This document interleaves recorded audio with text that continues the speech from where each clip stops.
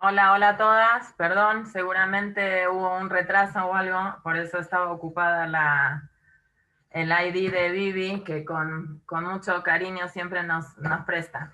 Baruch Hashem, Sheheyano, Bekiemano, Villano, Las Manas de Baruch Hashem. Empezamos un libro nuevo. Bueno, la verdad es que no es nuevo. La verdad es de que en algún momento ya explicamos que esta división de Melahim Aleph y Melahim Bet es un poco arbitraria. De hecho, no está 100% confirmado quién la hizo. Probablemente hasta Filu fueron Goim que hicieron esta separación y que bueno, no nos molesta, entonces nos quedamos con esta separación. Pero bueno, en verdad es todo un libro, todo el libro de Melahim, pero es esta separación entre Melahim Aleph y Melahim Bet coincide con la muerte del rey Ahab, en la guerra esta donde Ahab lo matan, él pensó que no se iba a morir creyendo que él es más inteligente que Boreolam, y lo mata. Y en ese momento, bueno, vamos a terminar de leer los últimos pesukim del Perek Habbet, que es bastante largo, de Melahim al Perek Habbet, tiene 54 pesukim, donde dice que después de la muerte de Ahab en la guerra, sube al mandato su hijo que se llamaba Ahaziau. Ahaziau ben Ahab Malach al Israel Beshombrón, él fue rey en Israel, mientras Yoshafat, que era un rey tzadik, medio pariente de Ahab, luego más adelante lo vamos a ver, era rey de Yehudá, el que lo acompañó a la guerra, y él fue rey Israel, de Israel nada más 2 años.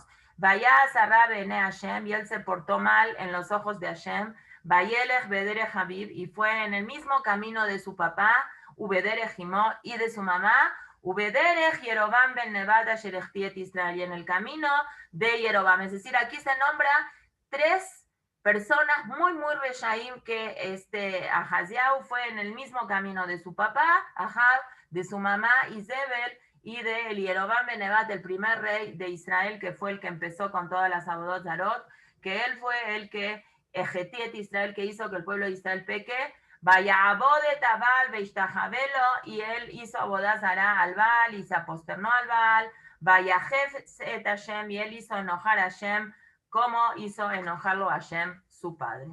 Y en ese momento, como el pueblo de Israel está en una situación espiritual y religiosa muy, muy decaída, muy, muy mala, la mayoría de la gente de Israel era gente que era Obed Abodazara, los de Yehudá dentro de todo más o menos se portaban bien, pero los de Israel eran los de Abodazara. Hashem hace que Moab se revele al pueblo de Israel. Nosotros habíamos comentado cuando empezamos a hablar de Ahab, que Ahab la Gemara lo nombra como uno de los reyes más poderosos que existieron en la historia. Él había logrado un dominio sobre el resto de los países de su alrededor bastante, bastante importante. Era un imperio Israel, pero a medida que el pueblo de Israel va pecando, esos poderes que va teniendo el pueblo de Israel se van bajando. Entonces los pueblos, Edom, Moab, Amón, todos los pueblos que estaban a su alrededor, lo que hoy sería Siria, Líbano, Jordania, todos los países de alrededor y del norte de Israel, incluso Mitzrayim, hubo en algún momento donde el pueblo de Israel pudo dominar a Mitzrayim, es decir, no técnicamente, pero sino con buenos lazos comerciales. De a poquito los pueblos se van a ir revelando. Y acá Melahim Bet, Perek Aleph, para las que siguen con el Naví de Melahim Bet empieza que el reino de Moab se revela en contra del pueblo de Israel cuando vieron que Ahab ya se murió. Después, eso es un dato que tenemos que saber, es decir, este es el dato que el Naví nos cuenta, que el poder económico y el poder político del pueblo de Israel se va achicando. Y el Naví nos cuenta un suceso de la vida privada del rey Ahaziau que tiene un impacto en el Malhut de Israel, si no el Naví no lo contaría. Y nos cuenta el Naví en el Pasuk Bet, Vaipol Ahazia bead Ashbaha, בעלייתו אשר בשומרון, ויחל וישלח מלאכים ויאמר עליהם, לכו דירשו בבעל זבוב אלוהי עקרון, y mejie mejolize. Ahaziau, el hijo de Ahab, se cae. El Midrash cuenta que él estaba caminando sobre algo tipo como un techo que había, como una cosa que no era un techo muy, muy fuerte, y pisó mal, y al pisar mal él se cae para abajo, una altura bastante, bastante importante. Entonces se lastima mucho y está en cama, no puede recuperarse. y se enferma. Vayágel quiere decir de Melashon Hol, y se enferma, quiere decir estaba en reposo, no podía caminar. Y él, como buen hijo de su papá, en lugar de hacer tefilá a Boreolam, le consulta a la Abodazara, que aquí se especifica que Abodazara era Baal Zevuv Elohe Ekron, era una Abodazara plishtit, que le hacían Abodazara a una mosca enorme, así como nosotros en algún momento vimos en Shofetim que había una Abodazara que le decían el Baal Dagón, los plishtim hacían esa Abodazara, también tenían una abodazara que era en forma de pez muy grandote, de pescado. Así también esta abodazara era una abodazara en forma de mosca, muy, muy grande, y le manda a preguntar si él se va a recuperar de esta caída o no se va a recuperar de esta caída. Y acá pasa una cosa un poco rara. Eliyahu Anabí ya está por jubilarse, para decirlo de alguna forma, porque él ya va, el próximo pere que él va a subir vivo al Shamayim. Eliyahu Anabí tiene una conversación con un malaj. Hashem, aquí Eliyahu Anabí habla con un malaj, y el malaj se le presenta a Eliyahu Anabí que en estos lugares, 5 lugares del Tanaj, Eliyahu Anabí figura Elías Simbab, y de estos 5 lugares acá hay 3 que Eliyahu Anabí figura Simbab, que en alguna ocasión lo hablamos y Besot Hashem hoy lo vamos a seguir analizando. Y le dice Hashem a Eliyahu, el malaj Hashem le dice a Eliyahu Anabí, párate y dile al rey Ahaziahu que a Mibli Ein Elohim, Ein Elohim be Israel, a Temorjim Lidosh Bebal Zebub Elohe Ekron, que acaso no hay Hashem en el pueblo de Israel, que tú cuando tienes una duda vas y le preguntas a la Abodazara. Entonces, la Gen Koamar Hashem, por eso Hashem dijo, Bamita, Amita, Sheralita, Sham Loteret Mimena, Kimot Tamut. Entonces, en castigo a eso, esa cama que te subiste, es decir, no te vas a recuperar, te vas a morir de esta enfermedad, de esta situación. Vaya a Eliyahu, y Eliyahu empieza a ir y le encuentra Eliyahu a estos mensajeros que Ahazia había mandado a preguntar a la Abodazara. Eliyahu se los encuentra en el camino. Entonces Eliyahu le dice todas esas cosas que está diciendo que el malaj le dijo a Eliyahu para que le diga a Ahaziahu. Eliyahu se las dice al empleado, a los malajim, a los mensajeros que Ahaziahu había mandado a la gente para que le pregunte a la Abodazara, y regresaron muy rápido. Entonces Ahaziahu dijo, por las distancias, no queda cerca la iglesia de Eglón, de Kron, del Baal Zebub, a lo que yo les mandé. ¿Por qué vinieron tan rápido? Y ellos le contestan, nos encontramos con un señor y dijo, regrésense y díganle así, así, así, esta es la palabra de Hashem, en esa cama que te subiste no te vas a bajar por culpa de que tú mandaste a preguntar a la Abodazara en lugar de mandarle a preguntar a Boreola. Y Ahaziahu no sabe bien de qué persona, no era conocido Eliyahu en el círculo de Ahaziahu ni en el palacio.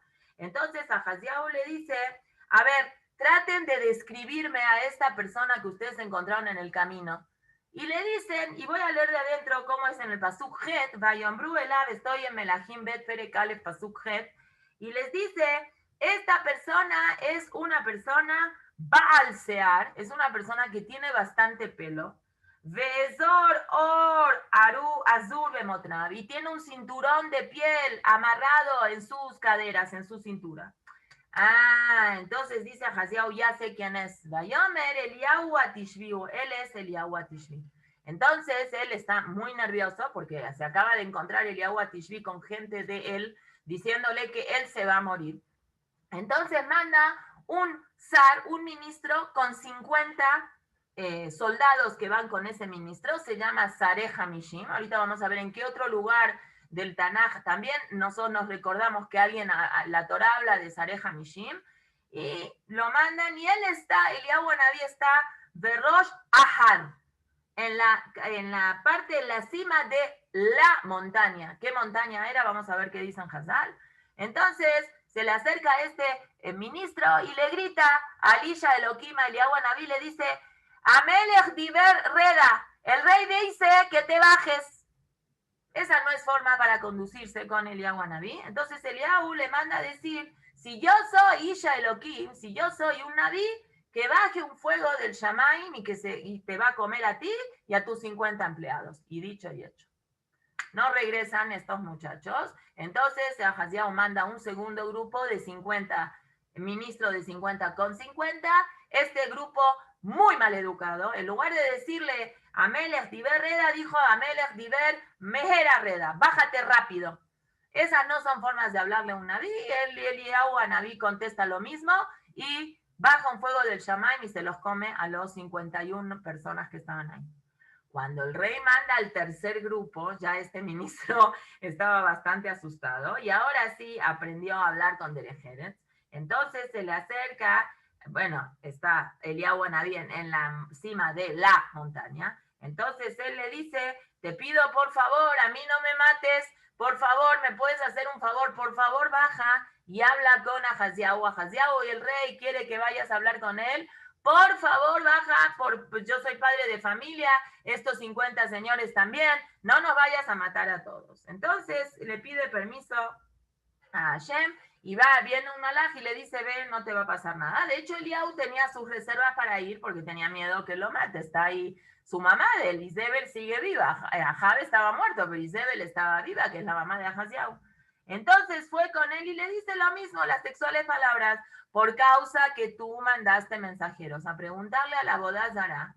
Eso significa que en tus ojos no existe Boreolán, porque tú como Yehudí, como hijo de un Yehudí, tenías que haber preguntado primero a Boreolán.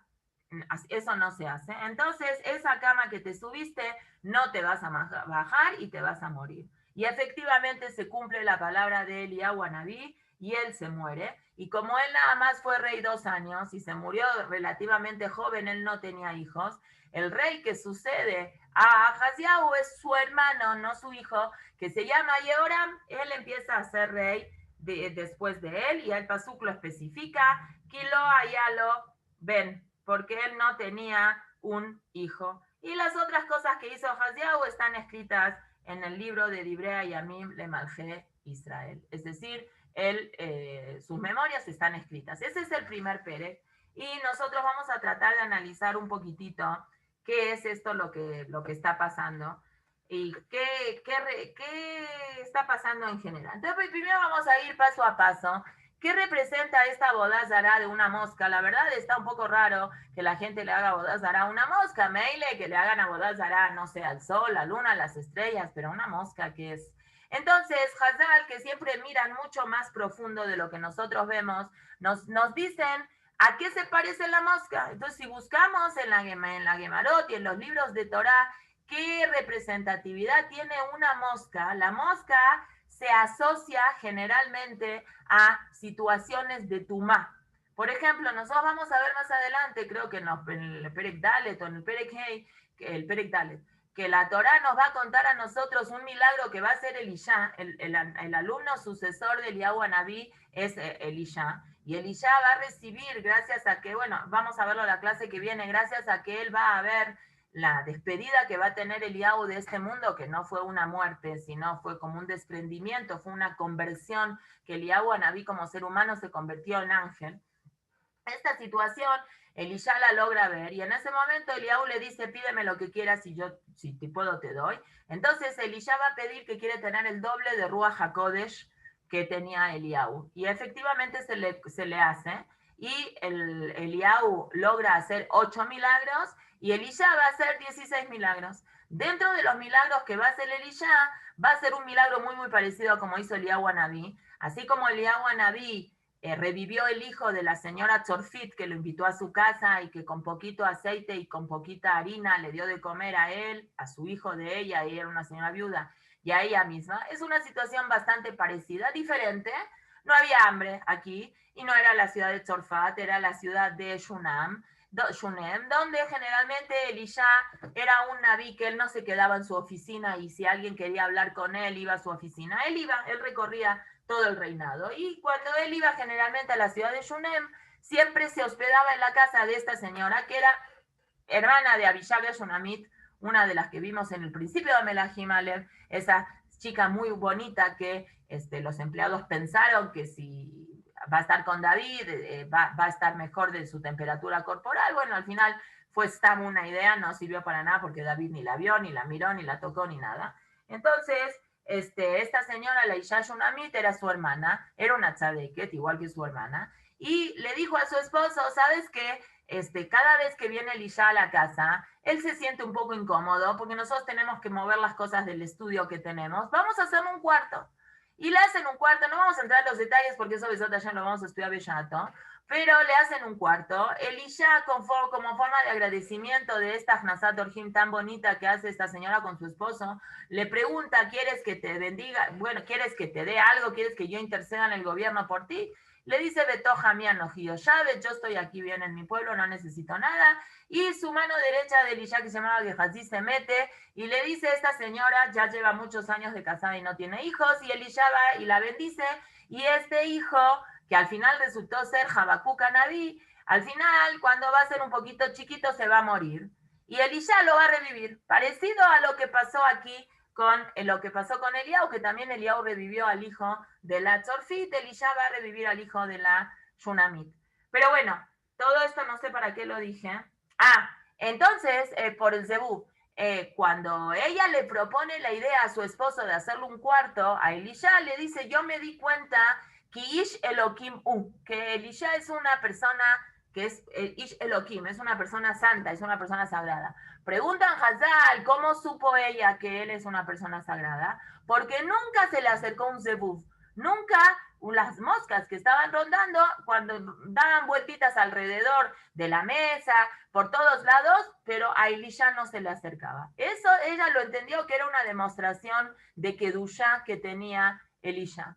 La mosca, en diferentes lugares de la Gemara y en diferentes literaturas, es una demostración de Tuma, es una demostración de el Yetzer Hara. Así dicen Jajamim, el Yetzer Hara se parece a la mosca, da vueltitas.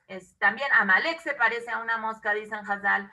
Da vueltitas, molesta, es una molestona y está en todos lados donde hay comida, donde hay cosas, viene y molesta. El Baal Zebub aquí, la representación, que quiere decir Pashut, que obviamente por el Pshat, él mandó a preguntar a la Bodazara de los Plishtim, que es Ekron, era un lugar de los Plishtim. Y se acuerdan que en su momento nosotros explicamos, cuando hablamos del Dagón con Shimshon, que era la Bodazara de un pez enorme, pero en hibrid, las terminaciones que es con on, es un poco peyorativo, es un poco despectivo. Shimshon es un Shemesh Katan, Shimshon, por un lado, Jajamim no le gusta muchas de las cosas que hizo Shimshon, él se dejó seducir por esta mujer Plishtit. Dagón era un pez, pero la Torah lo utiliza en Milashon de Zilzul, Dagón, con on. Acá, cuando los Jajamim analizan los diferentes abodot zarot que hacían estos Plishtim, vemos que involucraban mucho al reino animal, a peces, a perros, también tenían una bodazara, de la mosca para representar los diferentes reinos que su abodazara gobierna sobre diferentes reinos. Pero bueno, lo que nosotros vimos es que el pueblo Plishtit, que es un pueblo que desciende de Ham, y en su momento abrimos el Humash de Noah y vimos lo que comentamos la otra vez, de que todos los nombres de los, bueno, no todos, pero muchos de los nombres de los descendientes de Ham y de Canaán son, que terminan con las letras Yut Mem, Plishtim y Aim, Mitzrayim, y no sé, muchos nombres raros que trae ahí. Y nosotros en su momento, cuando hablamos de eso de los Plishtim, dijimos, porque la Yut y la Mem forman la palabra Yam. Yam es agua.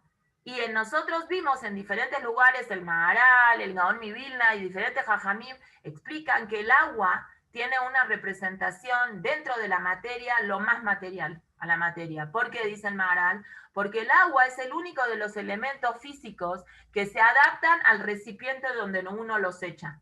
Entonces, si uno echa el agua a una botella que tiene esta forma, el agua adquiere la forma de la botella. Uno pone agua en un vaso, el agua adquiere la forma del vaso. Por un lado, es muy gashmi el yam, el maim. Por otro lado, ein maim es la Torah. La Torah se compara con el agua porque es un líquido que se necesita para vivir. Lo que nosotros explicamos en su momento es que Mitzrayim, por ejemplo, que era la cuna de la tumá, la cuna de toda la impureza, su misma palabra Mitzrayim demuestra, Metzeriam, cerraban la impureza. No, bueno, no. Los Yehudim como todas las palabras en masculino, muy bien esta acotación que está diciendo Jaya, todas las palabras en masculino en hebreo, menos los Yotzim Minaklal, acaban con Yutmem. Yeled, Yeladim, More, Morim. ¿Qué más podemos decir? Mahshev, computadora, Mahshevim. Al menos que sea un Yotzim Minaklal. Pero en los pueblos de Noah, de la familia de Noah, es Aim. No tengo aquí, no, dame un minuto, voy por un Humash.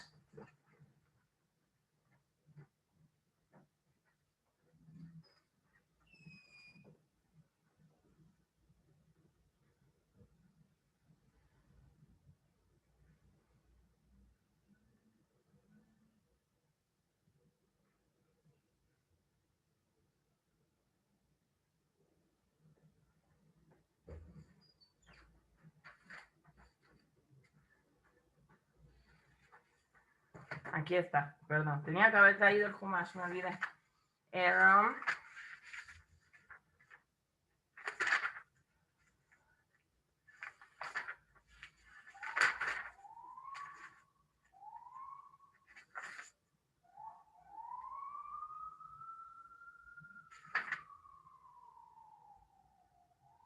Umitzay y Alatet Tludim, Bet Anamim, Bet Leavim. Es el nombre de una persona, no en plural.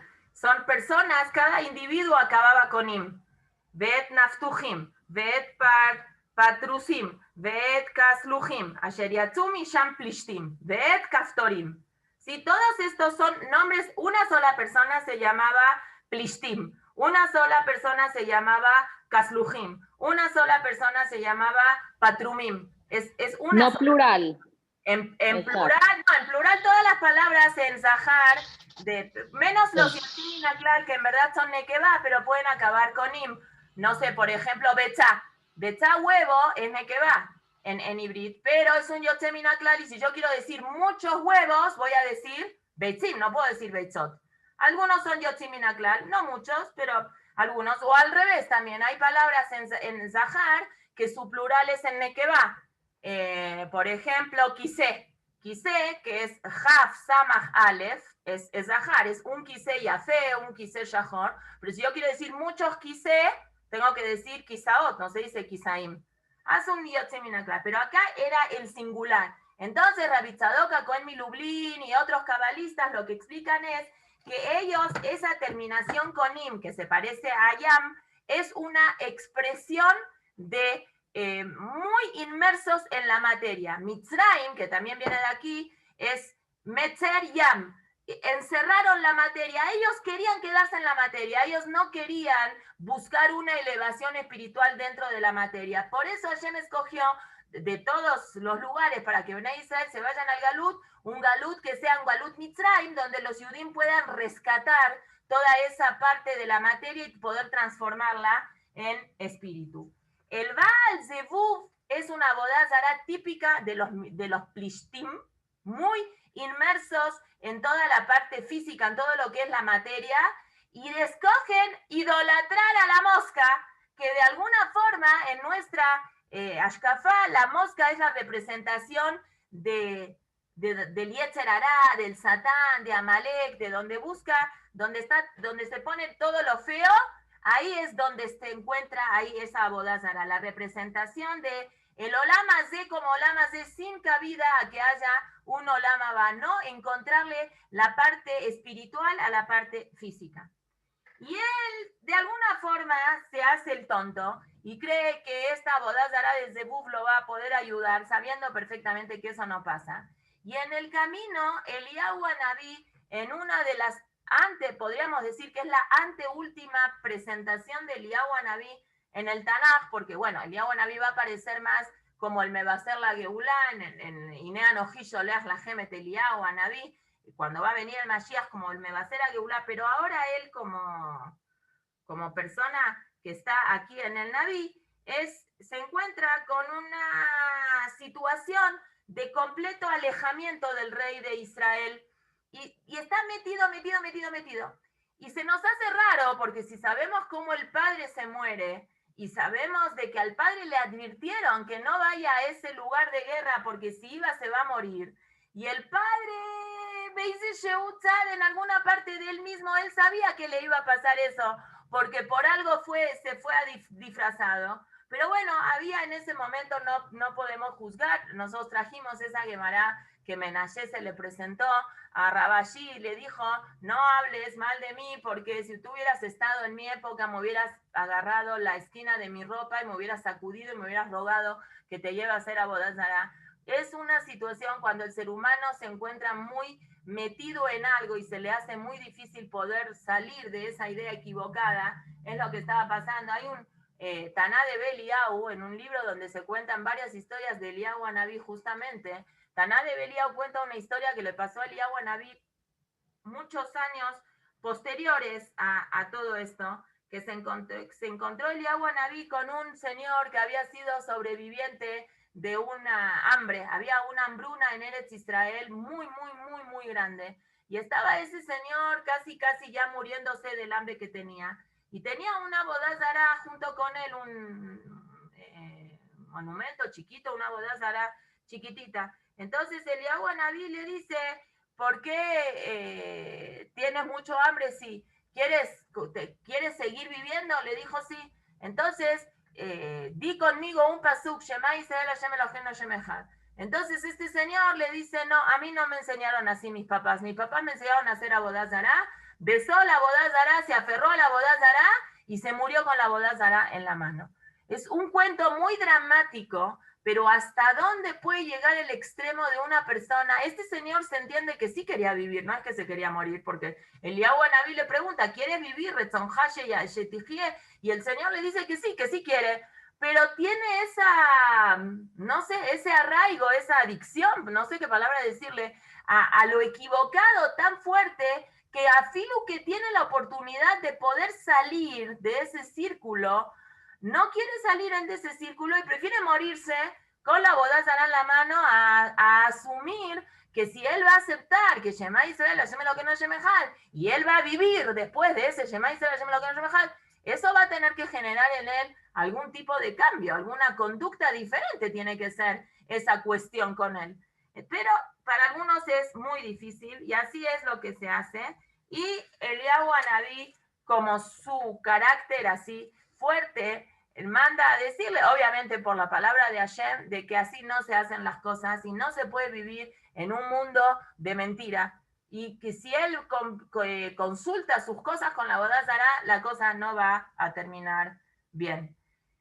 Y Eliyahu se encuentra con este ministro primero se encuentra con una persona, con unos mensajeros. Cuando se encuentra en el camino, que estos mensajeros teóricamente le van a preguntar a la Avodat Zará, lo más normal y lo que hubiera tenido que haber pasado es que, sabiendo que Eliyahu Anabí es el enemigo acérrimo al Malhut Israel, especialmente a la doña reina, a la mamá del rey, lo primero que tenían que haber hecho ellos es matarlo. ¿Cómo es que platican? Acá hay una plática, Eliyahu Anabí va y les dice, ve con tu patrón y dile de que así como se subió a la cama no se va a bajar y se va a morir, porque él fue a preguntar a la Avodat Zará y eso no se hace.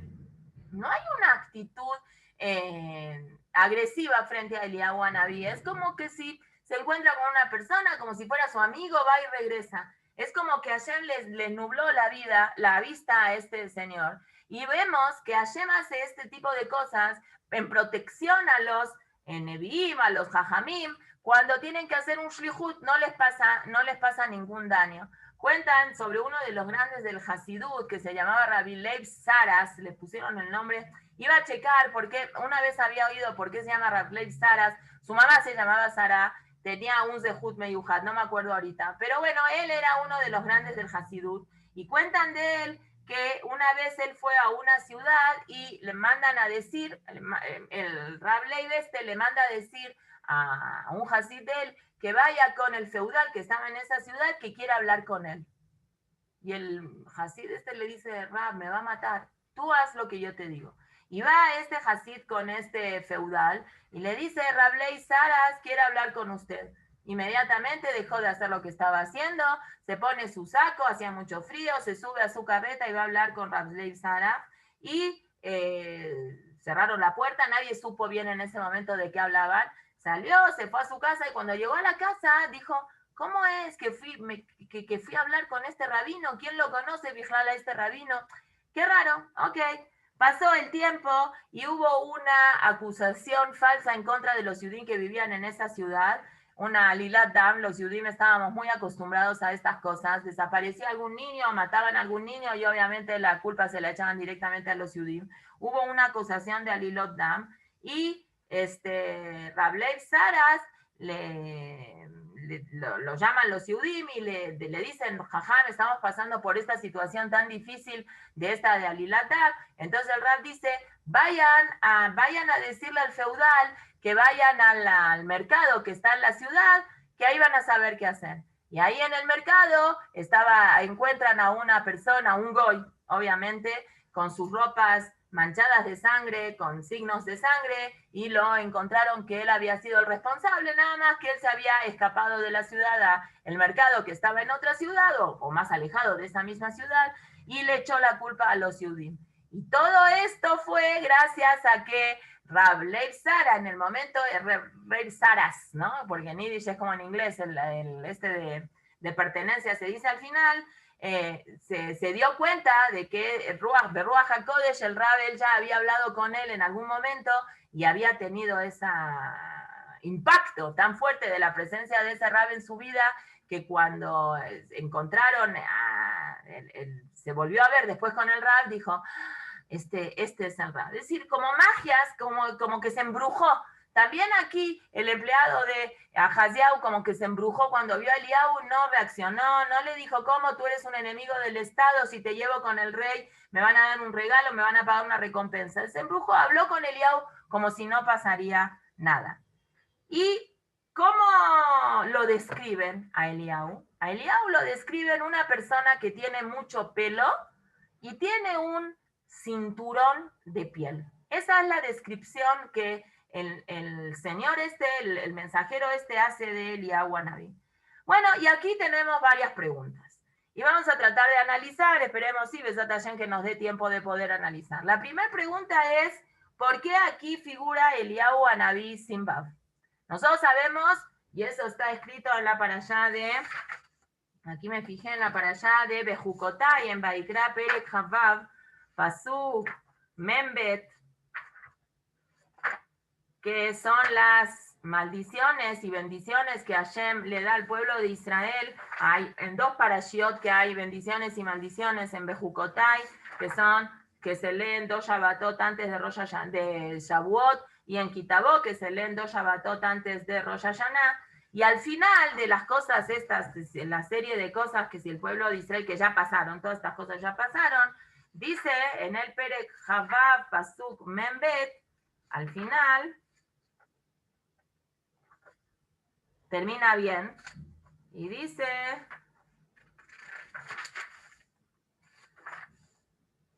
de Zahar Tiet Briti Jacob, voy a recordar a ustedes el pacto que hice con Jacob, y aquí Jacob está escrito con Vav.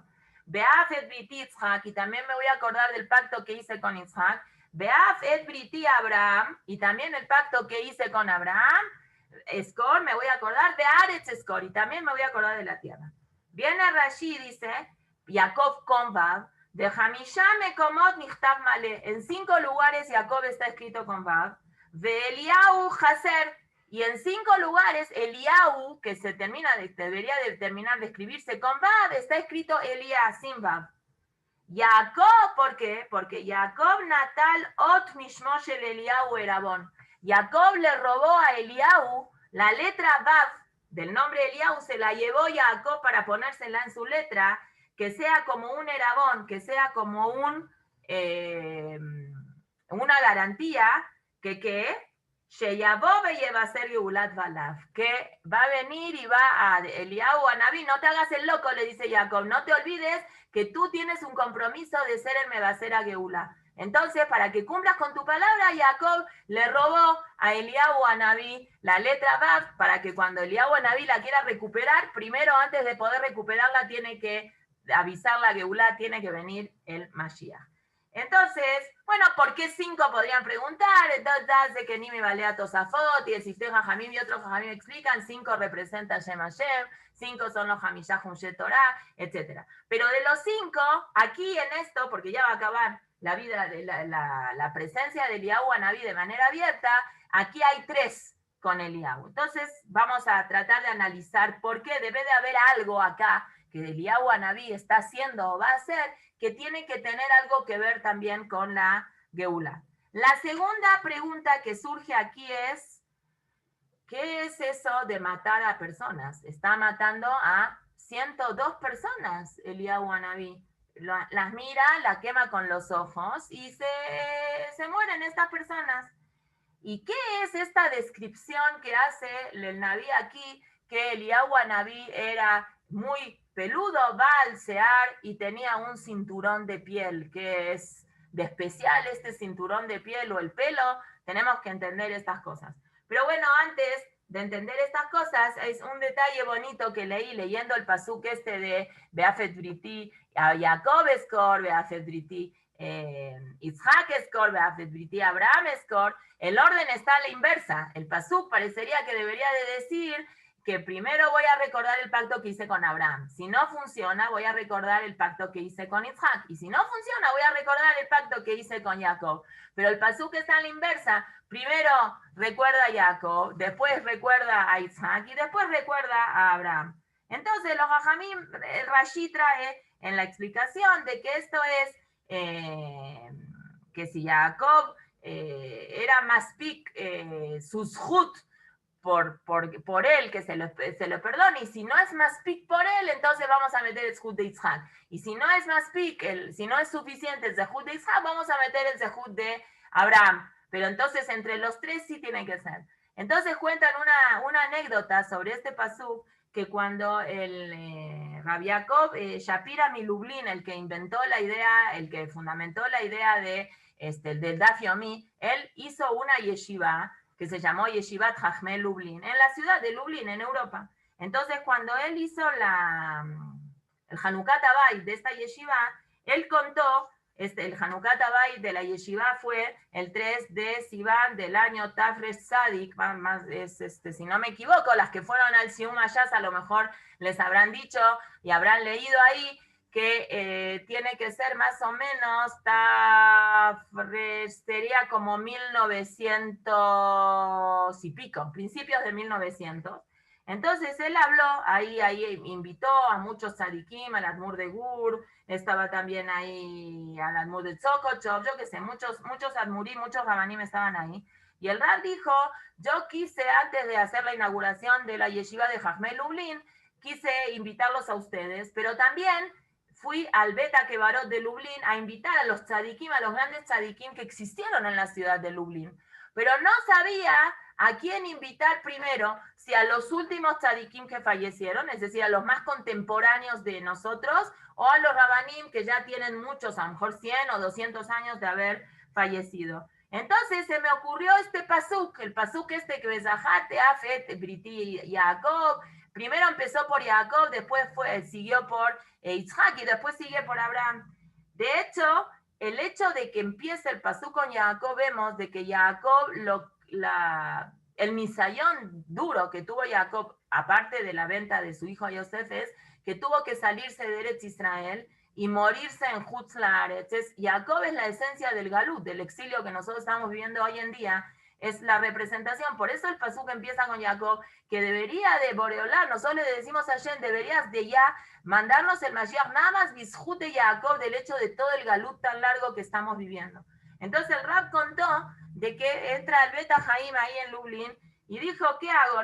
No sé. Dice, bueno, justo apareció el José Mi Lublin, uno de los grandes Rabanim que tenía la ciudad de Lublin. El José viene de la palabra Gizayon, era una persona que hacía muchos milagros, tenía mucho Ruach HaKodesh. ¿Y qué vi en la Matzeba? ¿Cómo se llamaba el José? El Rab se llamaba Jacob Yitzhak Ben Rabbi Abraham. Entonces ahí encontró en esa Matzeba los 3. Él se llamaba Jacob Yitzhak y su papá se llamaba Abraham. Entonces ahí están Abraham, Yitzhak y Jacob. Bueno, eso es una anécdota entre paréntesis. Pero bueno, ¿qué significa todas estas cosas? ¿Qué es el fuego? ¿Qué viene aquí? Eliyahu Anabí utiliza fuego. Nosotros vemos en la historia de la Gemara y en diferentes lugares de que el fuego representa una cercanía muy, muy elevada hacia lo que es toda la parte espiritual. Por ejemplo, vamos a traer un ejemplo. La Gemara cuenta que cuando nació Elisha ben Abuyá, su papá, que era una persona del ambiente religioso, y eran todos Talmidei Jajamim, una persona que era Tomej, era una persona que aportaba mucho, cuando fue el Brit Milá de Elisha, hizo una fiesta de Brit Milá, invitó a muchos Talmidei Jajamim. Los Talmidei Jajamim estaban esperando que empiece el Brit Milá, parece que el Moel tenía otro Brit Milá en otro lado y se estaba tardando. Entonces estaban todos sentados en la mesa. ¿Qué hacen Talmidei Jajamim cuando están esperando para algo y no tienen nada que hacer? No se whatsappean, se sientan a estudiar. Entonces estaban ahí los Tanaín, los Amoraí sentados en una mesa estudiando. Empezaron a estudiar.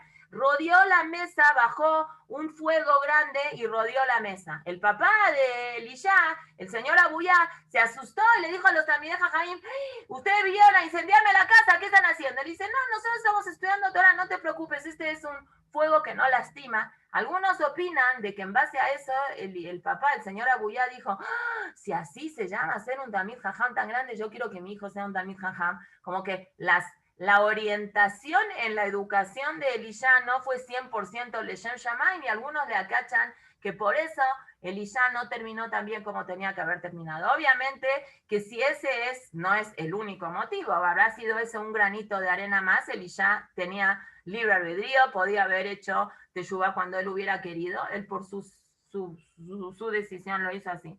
Es decir, el fuego es una representación cuando hay una Shejinah, cuando está la presencia divina, hay fuego. De hecho, Nadab y Abiú se quemaron porque entraron a un lugar donde la presencia divina fue muy fuerte, ellos lo hicieron sin permiso, el fuego los quemó. Utilizar el fuego como quemar, es decir, destrucción, cuando el fuego ya tiene un nivel de destrucción, cuando un tzadik utiliza ese fuego, es una forma de decirnos a nosotros que la persona quemada, por decirlo de alguna forma, no tiene el nivel de acercamiento al vínculo espiritual, y la persona que está quemando manda, digamos, ese fuego porque no está entendiendo que esa persona a la que quemaron, o a la que él va a quemar, está completamente alejada de la base de lo que es el vínculo que tiene que tener un Yehudí con Hashem. Por eso nosotros vemos de que cuando Rabbi Shimon Bar Yochai se encerró en la Mehará 12 años y estaba con su hijo y sale de la Mehará, sale y ve gente que está trabajando, lo que miraban, lo quemaban, porque ellos no podían entender cómo puede ser que hayan humanos que Osvim, así dijeron, abandonan Haye Olam, Beoskim Behayesha, abandonan lo que es la vida eterna para dedicarse a la vida que no tiene una trascendencia para siempre. Entonces Hashem les dijo, ey, ¿qué? ¿Ustedes salieron al mundo a destruir mi mundo? No, regresen, neutralícense, vean y entiendan que las cosas materiales se pueden transformar en cosas espirituales, y después hablamos. Y obviamente al otro año salieron y ven al viejito que está con dos Hadassim de Yamor y Zahor, ¿para qué te tienes dos y no tienes uno? Y le dicen, wow, qué lindo, los judíos saben utilizar la materia para el espíritu, y ya salieron. Es decir, el fuego que puede salir, que puede emanar el fuego de los ojos de una persona como Rabbi Shimon Bar Yochai, o como de Eliyahu Anabí, o como, por ejemplo, Rabbi Jonathan Ben Uziel, que él estudiaba Torah y si pasaba una paloma por ahí, levantaba los ojos y su esposa ya tenía pollo rostizado, porque cosa que pasaba, él lo miraba. La capacidad que puede salir del humano cuando el humano logra transformar la materia en espíritu, tiene una kdusha, el cuerpo de la persona tan grande, que puede quemar, pashut, puede quemar. Esto lo que está haciendo Eliyahu Anabí nos está enseñando a nosotros, de alguna forma, digamos, obviamente que se quemaron el primer grupo de 51 y después se volvió a quemar el segundo grupo de 51, es decir, hubieron 102 personas quemadas. Lo que Eliyahu Anabí quiso decir de que no puede haber una situación cuando una persona está inmersa en un tema de Abodá Zará, en un tema de Averot, no puede, cuando tiene un contacto con alguien como Eliyahu Anabí tan elevado, ese contacto no permite una transformación. Ya cuando la persona cayó en un estado de inmoralidad espiritual tan grande, no hay acuerdo. Entonces Eliyahu Anabí no vio más remedio de que ese cuerpo se desprenda de la Neyamá y suba al Shamaim, y que eso sea como una capara por las averot tan graves que estaban haciendo los Yudim en ese momento. Es decir, el fuego es una cosa muy, muy buena, pero el fuego, cuando no tiene un límite, bueno, es un fuego destructivo. Aquí Eliyahu Anabí se le salió ese fuego porque él no podía entender, no había la cabida en su cabeza de que exista gente que es un Obed Avodah Zará tan grande, y que no nada más es Obed Avodah Zará, pone como prioridad primero la Avodah Zará, antepone la Avodah Zará, y ni siquiera le pregunta a Hashem qué es lo que tiene que hacer. Por un lado, el fuego es destructivo. Por otro lado, el fuego en la Torah lo vemos como algo muy positivo, pero el fuego es una demostración de la presencia divina. De hecho, en Matán Torah había fuego, la Shejiná se mostraba en forma de fuego en el Bet HaMikdash, bajaba el fuego para saber si el Corbán se consumía o no se consumía, si era recibido por Hashem o no.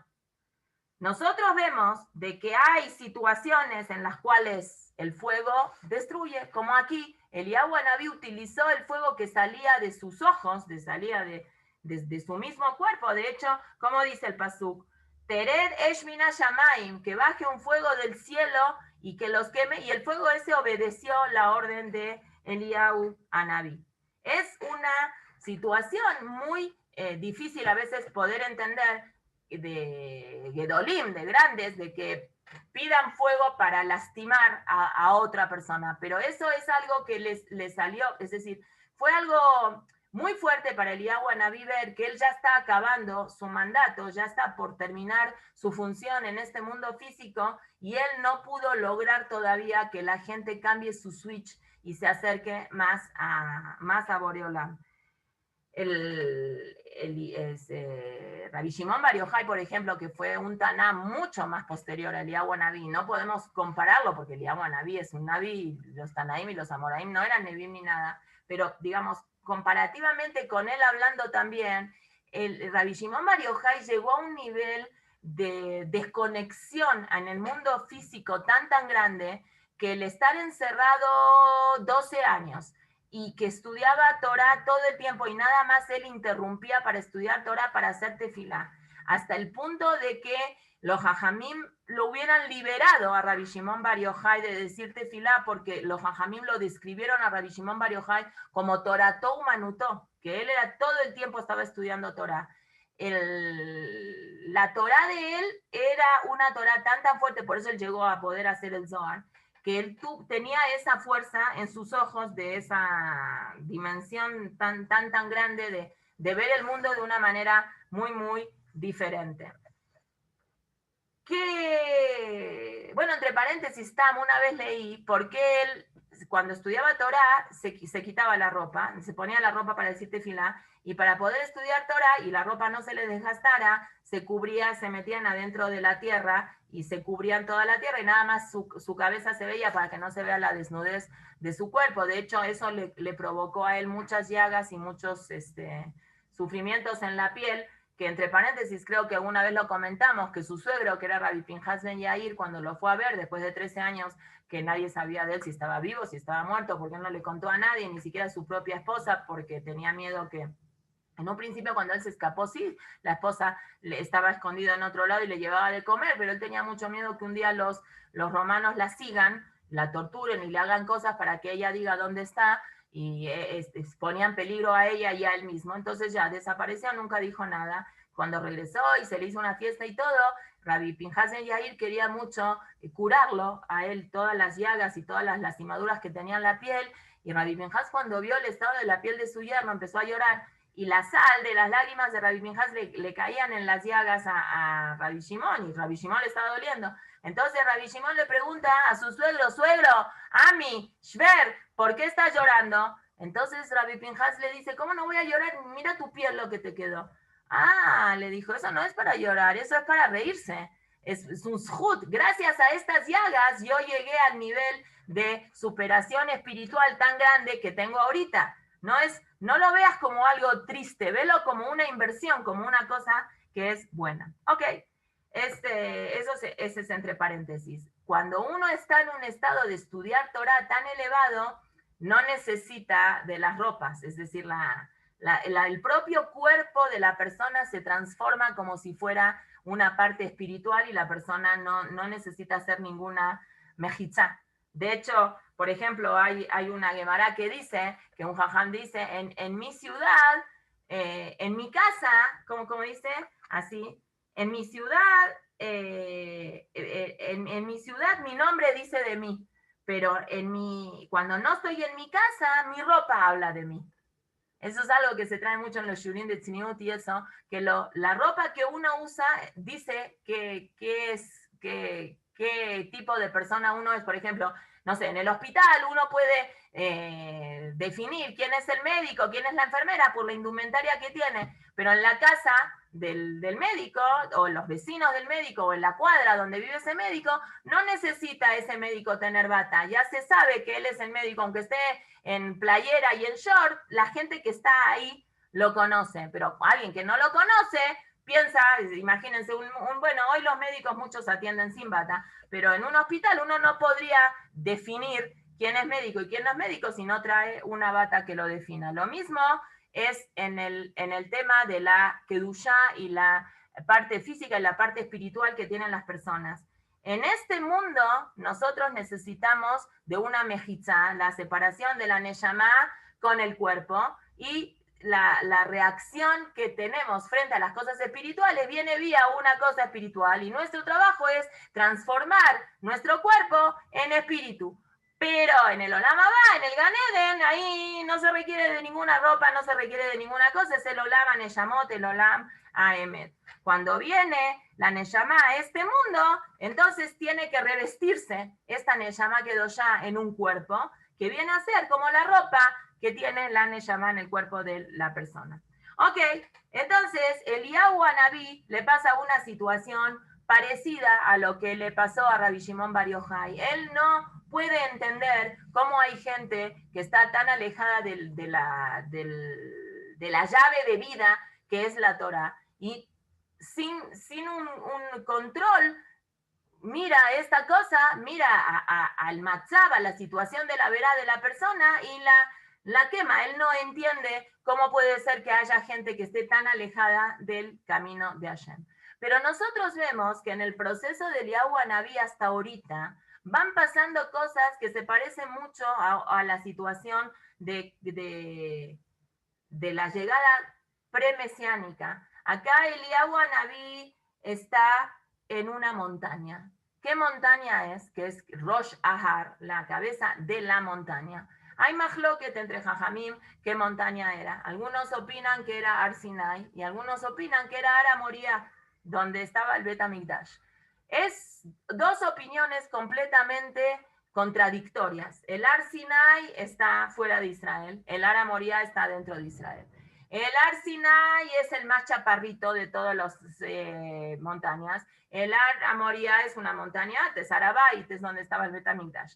¿Cómo hacemos las paces con las dos cosas? Entonces hay un jajam, una gemara que dice Nekar Har Sinai me Har Sinai, y se arrancó el Har Sinai y se fue al Har Moria. Estaban las dos montañas juntas en la misma situación.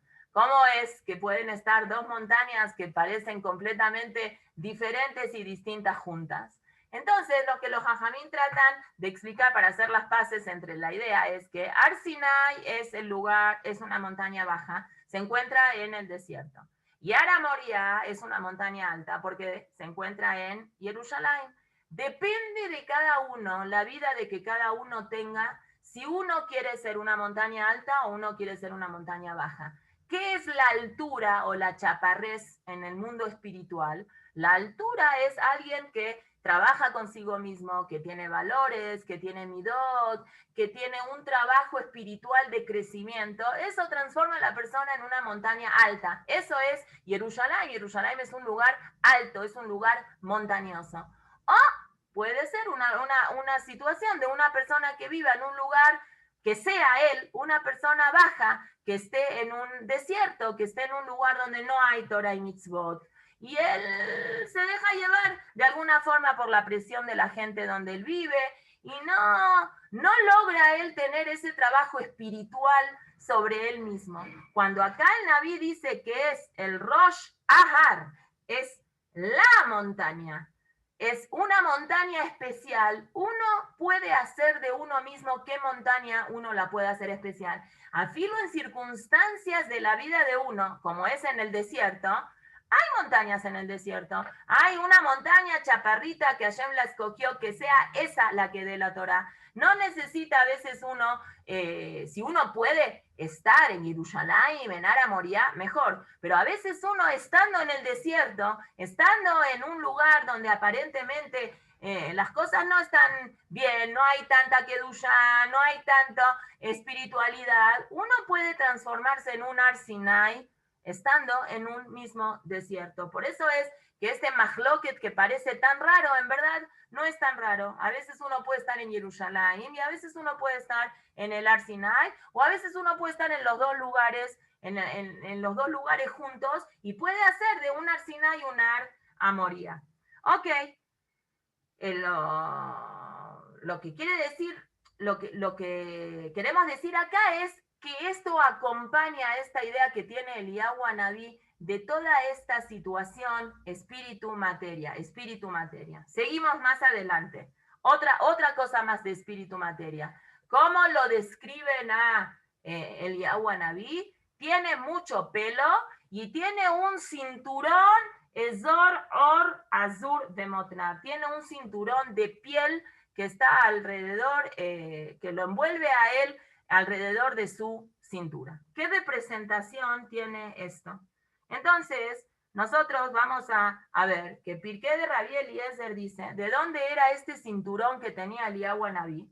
Dice Rabbi Haniná ben Dosal, el famoso Rabbi Haniná, que era muy pobre y que a él le alcanzaba y todo el mundo se mantenía gracias a él y él comía nada más un poquito de algarrobo desde Erev Shabbat a Erev Shabbat. El cuento con su hija que prendió las velas de Shabbat con vinagre y con su esposa que parecía que prendía la leña y no metía nada en el horno porque no tenía para poner pan, y un viernes se metió su vecina chismosa y se aparecieron jalot grandísimas. Ese Rabbi Haniná Mendoza dice, esta piel era de la piel del ail, de la piel del venado, Shenibra Ben Hashemayot, que Hashem creó el viernes en la tarde en Ben Hashemayot, después de la Shekiah.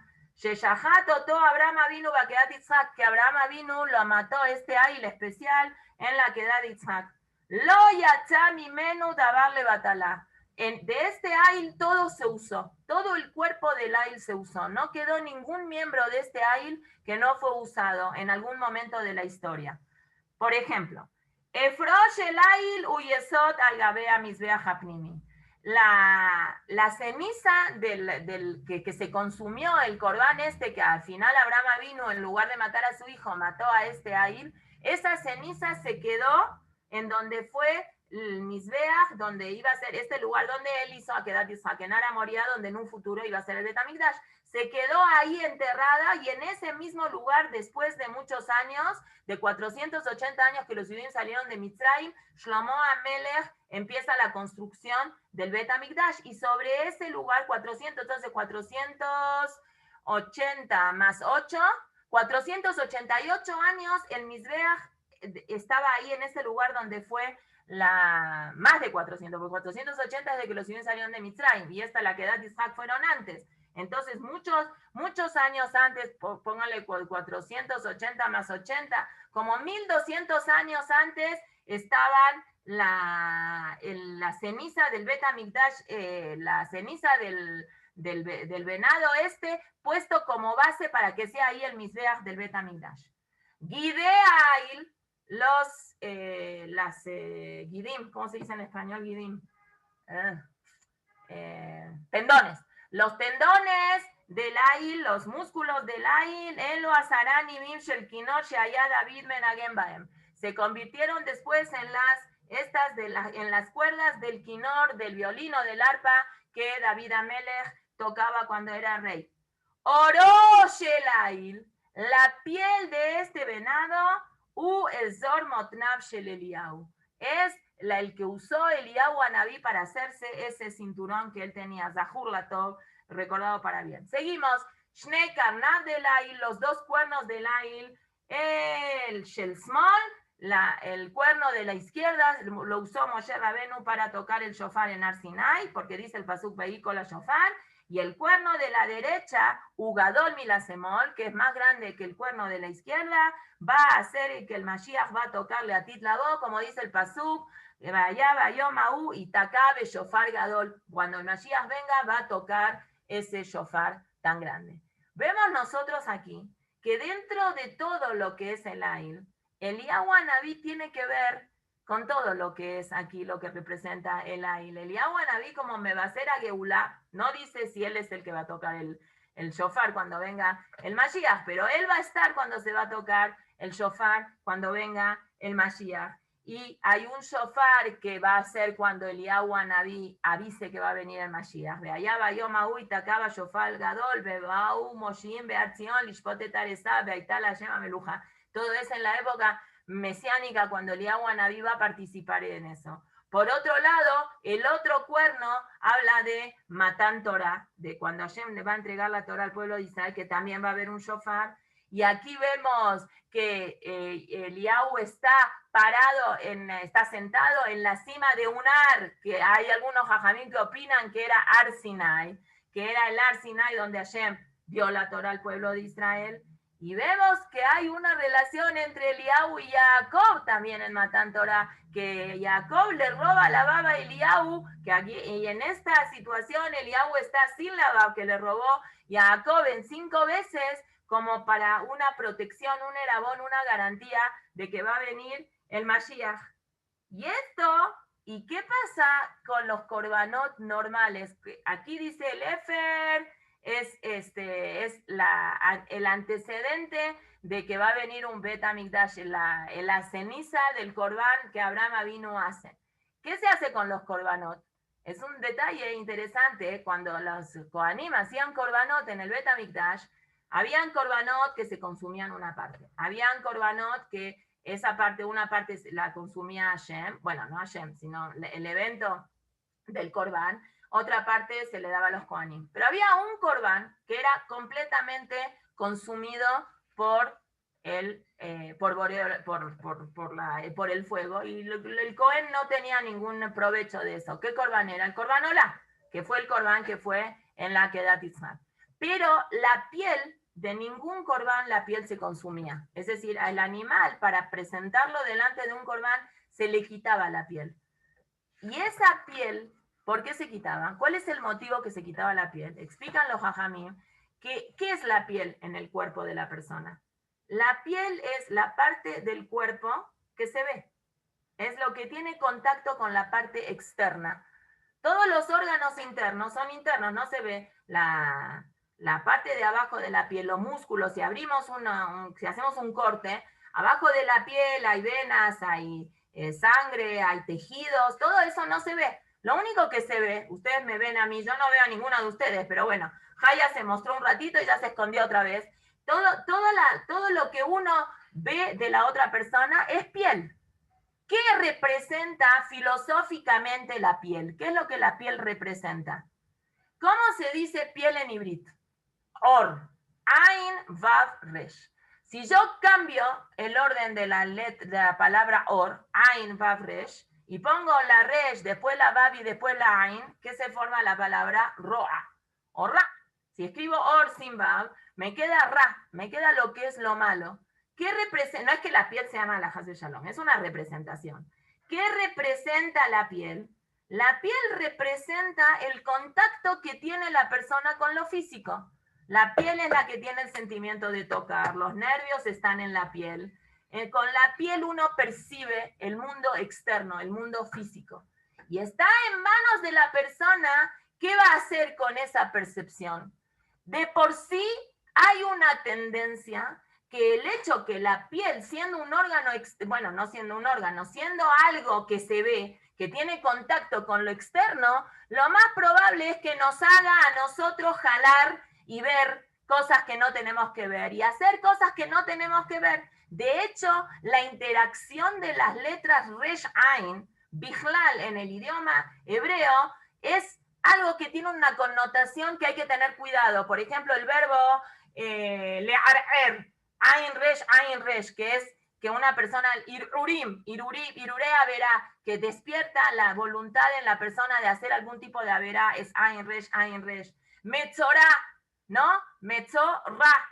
Es resh ayin o ayin resh, tiene esa tendencia de poder interpretarse por un lado que es el lado negativo, el lado de lo más, digamos, lo más físico de lo del cuerpo que tiene la persona, es la piel que tiene el contacto con las sensaciones, los ojos, la nariz, todo está en la parte sobre el cutis, sobre la parte de la piel que tiene la persona. Pero ahí está que aunque es la parte más externa que tiene la persona y que la misma palabra piel te está diciendo ten cuidado cómo la usas, la persona tiene la capacidad de poder santificar esa parte. Por eso es que Eliyahu Anabí está descrito como una persona que tenía un cinturón de or, un cinturón de piel. ¿A dónde se pone el cinturón? El cinturón se pone en la mitad del cuerpo, porque lo que hace el cinturón es separar la parte de arriba de la persona con la parte de abajo de la persona. La parte de abajo de la persona es la parte más alejada, podemos decirlo de alguna forma, de la Kedushá. Y la parte de arriba de la persona es la parte más que se acerca a la Kedushá. Arriba del cuerpo tenemos la cabeza, que es lo principal. Y en la parte de abajo tenemos los órganos reproductores y los órganos excresores.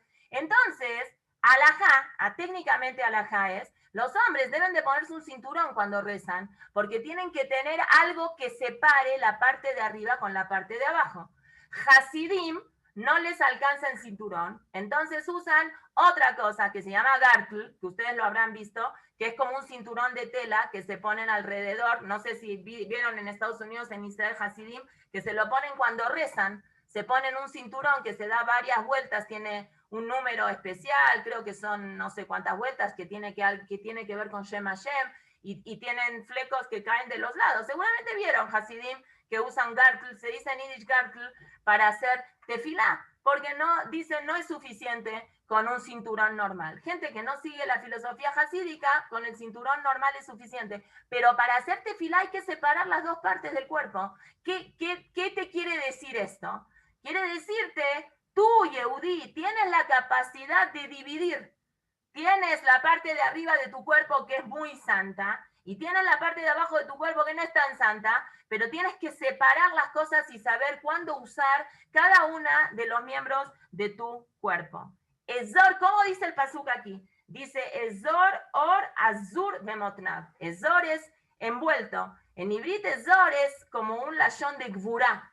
Cuando a una persona le quieren decir que es una persona fuerte, le dicen que es Ezor Motnav, que tiene las caderas bien agarradas, bien fuerte. Y el concepto de fortaleza que nosotros tenemos es un concepto de fortaleza, no alguien que va al gimnasio y que sabe levantar 130 kilos de pesas y que tiene aquí mucha musculatura. El concepto de fortaleza en el judaísmo es un concepto de fortaleza de Eizeu Gibor, Akobesh etitzro, aquella persona que sabe dominar su Yetzer Hará y encamina su Yetzer Hará hacia donde tiene que ser. ¿Qué es lo primero que Adán y Javá se cosen cuando se dan cuenta que pecaron, cuando el Yetzer Hará se les mete a ellos mismos? ¿Qué es lo primero que hacen? Cinturones, así dice el pasuk, Rashi, los mefarshim y todos, se cosieron ropa de aletena de las hojas de trigo, de las hojas de higo, perdón. Por eso algunos mefarshim dicen que a lo mejor el árbol que comieron era árbol de trigo, así de higo, así dice Rashi, porque lo comieron del higo, lo primero que vieron fueron hojas de higo. Pero hay más lo que no todos opinan que era mamash higo.